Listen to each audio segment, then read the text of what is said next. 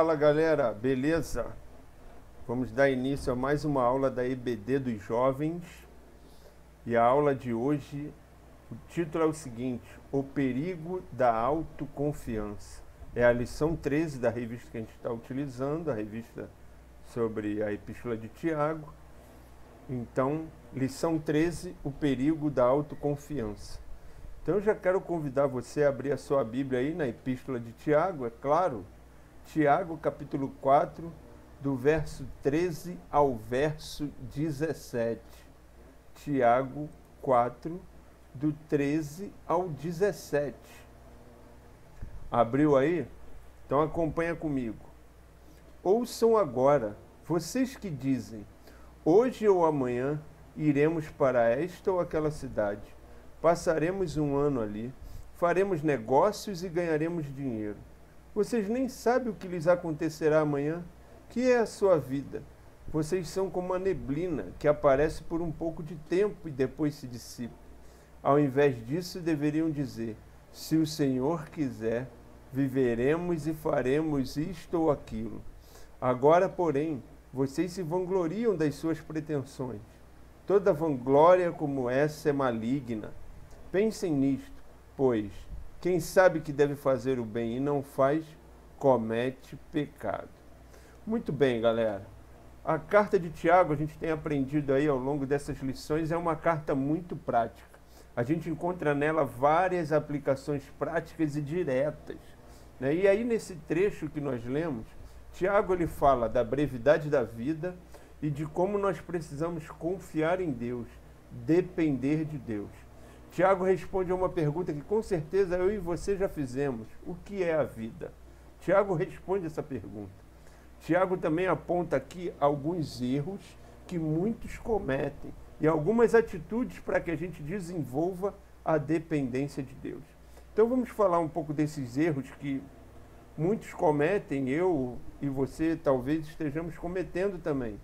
Primeiro erro é a independência, principalmente independência de Deus. Tiago capítulo 4, versículo 13, ele diz assim: ouçam agora, vocês que dizem, hoje ou amanhã iremos para esta ou aquela cidade, passaremos um ano ali, faremos negócios e ganharemos dinheiro. O que esse versículo está apontando? Esse versículo aponta para o eu, para o ego. Sabe, o eu posso, eu consigo, eu faço. Ele fala assim: vocês que dizem. Quem foi que decidiu? Né? Tiago aqui ele está simulando a fala de alguém que acha que tem o direito sobre si de decidir tudo. Né? Mas aí você pode estar pensando: mas não é bom planejar? Qual é o mal que há em planejar? Será que eu não posso planejar e decidir sobre os meus negócios, o meu tempo, o meu trabalho, a minha faculdade, o meu casamento? A questão não é poder ou não poder planejar. Nós podemos e devemos planejar, mas nós devemos colocar tudo diante de Deus. A questão aqui é que Tiago está falando para cristãos confessos, ele está falando para crentes, mas que na prática eles não colocam os seus planejamentos, as suas decisões diante de Deus. Eu chamaria isso de ateísmo prático. Ou seja, o que é isso? Na teoria eu sou cristão, mas na prática é como se eu fosse ateu. Ou seja, na prática é como se Deus não existisse. Tudo que eu decido, tudo que eu faço é por mim mesmo, é pela minha vontade, é pelo meu desejo, é pelo meu gosto. E assim vai vivendo a vida. A pergunta é: onde está Deus nesse projeto? Onde está Deus naquilo que você planejou? Em nenhum lugar. Todas as decisões têm a ver com o ser humano. Como eu falei já, tem a ver com o que você gosta, com o que você quer, com o que você deseja, com o que você sonha. Será que nós não temos feito isso nas nossas escolhas, nas nossas decisões? Será que não tem sido essa a nossa atitude? A gente vive numa sociedade onde Deus ele é colocado de lado. Um mundo onde Deus não faz mais parte. Um Deus que ele só é lembrado no domingo e olhe lá. Ou é lembrado só quando a coisa aperta, né? Quando eu estou doente, quando eu estou com uma grave enfermidade, um problema sério, quando eu estou desempregado. Deus hoje não tem mais nada a ver com as minhas decisões. Deus não tem nada a ver com os meus estudos, Deus não tem a ver com a minha carreira, Deus não tem a ver com a minha sexualidade, com o meu tempo, em como eu administro a minha vida. Eu sou autossuficiente, sou eu que mando. Ainda tem muita gente que diz assim: Deus, se o Senhor não atrapalhar, já vai ajudar muito. Infelizmente, isso tem sido a realidade de muita gente. Mas onde está isso no texto, pastor? Tem isso aí no texto de Tiago? Quando você vê aí no versículo 13: hoje ou amanhã iremos para esta ou aquela cidade, passaremos um ano ali, faremos negócio, ganharemos dinheiro. Isso é autossuficiência. Hoje ou amanhã, quem decide o início de tudo? Fui eu que decidi ou foi Deus que decidiu?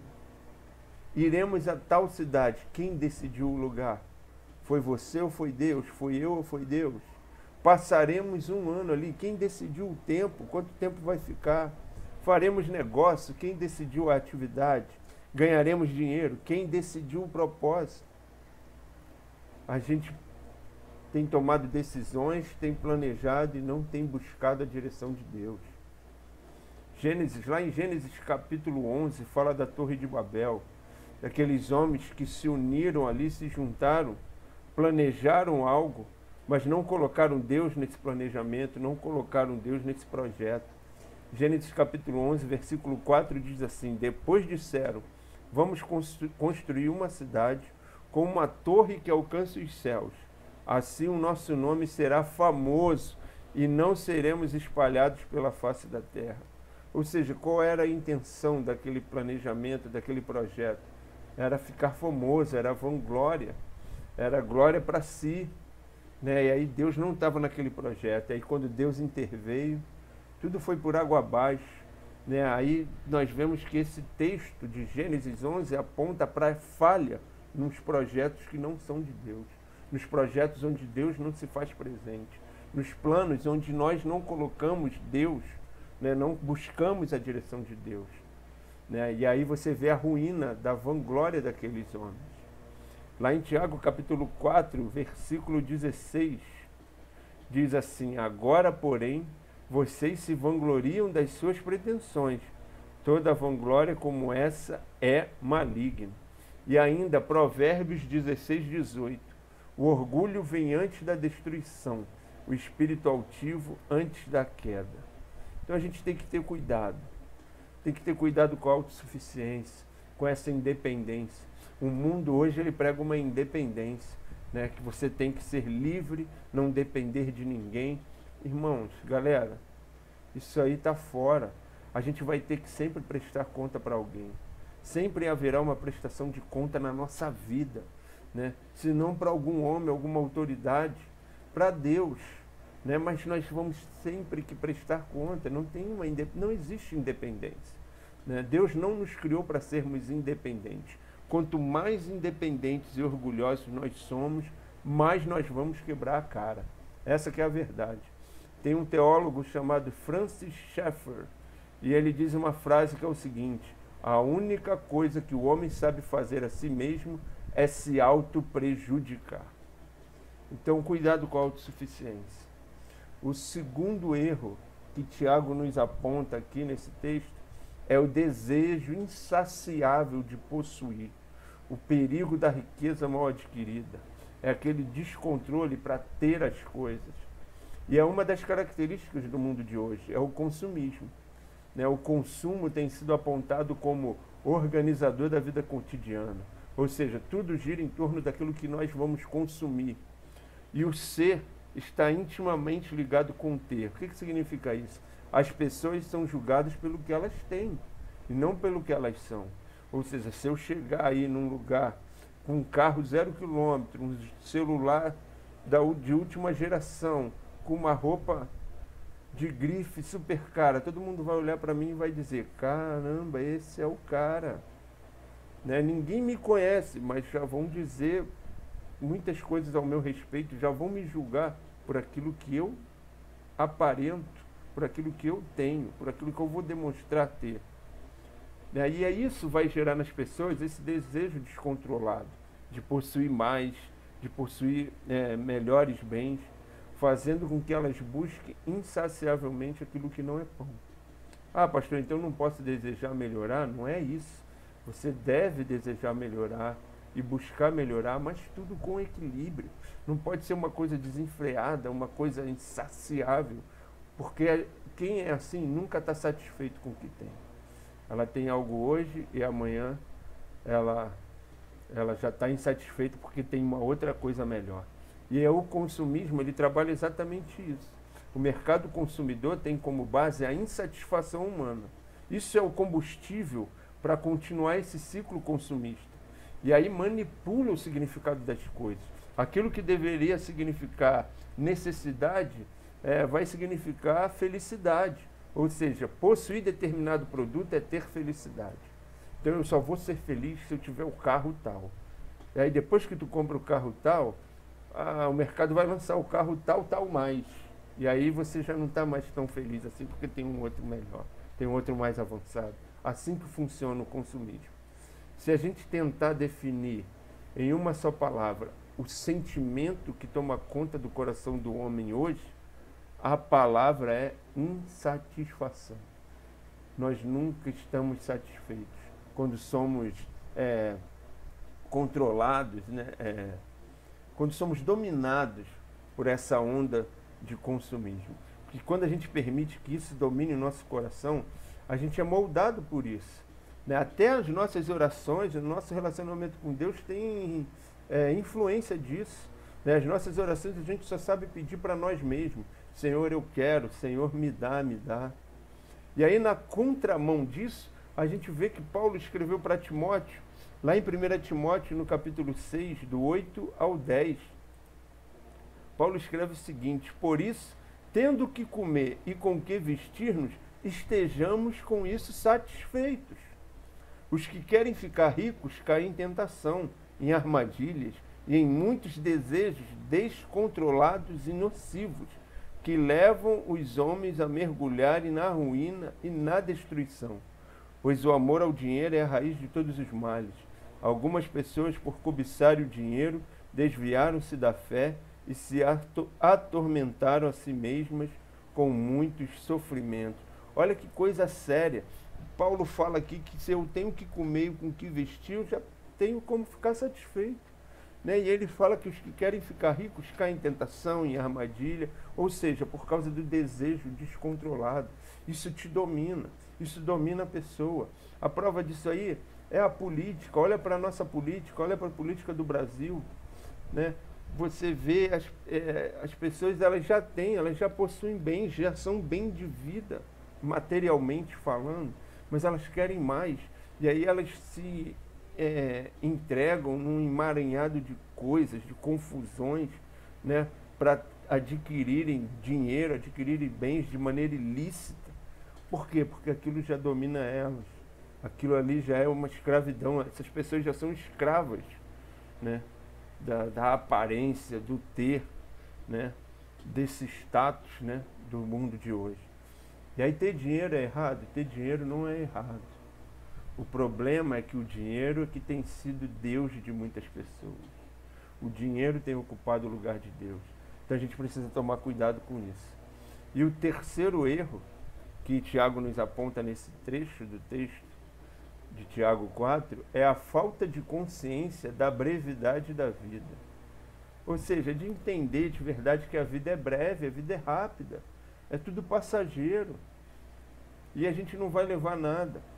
Tiago afirma que tem pessoas que não sabem o que é a vida. Por quê? Porque vive alienada, em busca dos próprios interesses, vivendo uma vida egoísta, né? Se esquecendo do que se passa ao seu redor, né? E que essa vida ela pode acabar quando a gente menos espera. Ela é breve.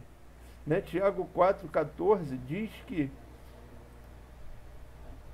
vocês nem sabem o que lhes acontecerá amanhã. Que é a sua vida? Vocês são como a neblina, que aparece por um pouco de tempo e depois se dissipa. Olha com que Tiago compara a vida como uma neblina, que aparece e depois se dissipa. E é assim mesmo, a gente não tem controle, a gente não tem domínio sobre o que vai nos acontecer daqui a 10 minutos.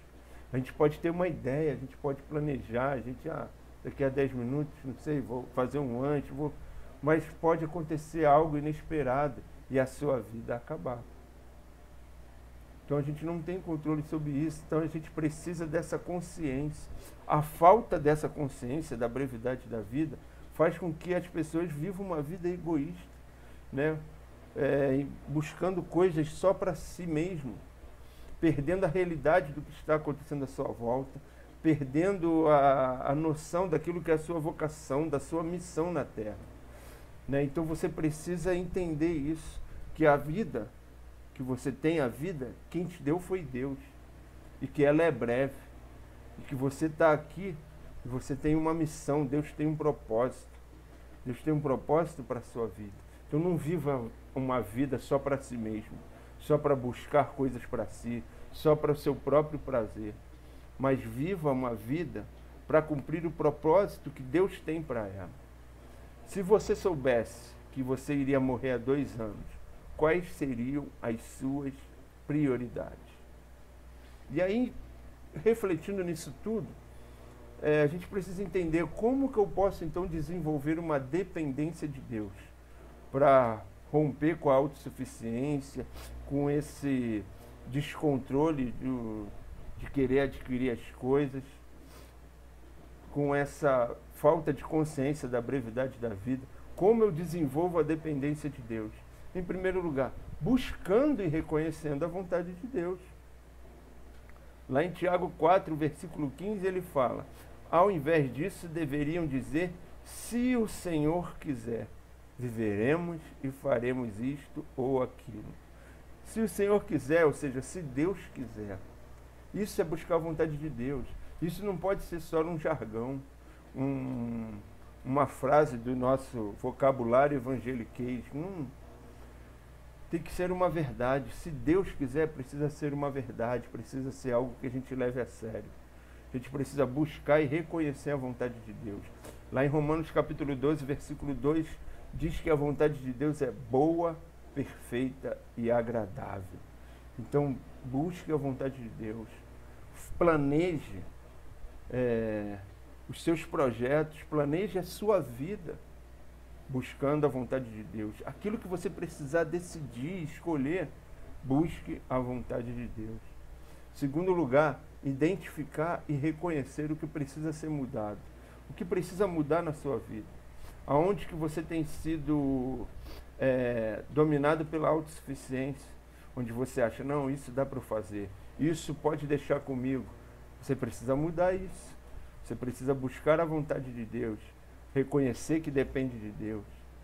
Então você precisa ter uma vida vinculada ao querer de Deus. Precisa ter uma vida vinculada à vontade de Deus. E em terceiro lugar, você precisa ter determinação em fazer o bem.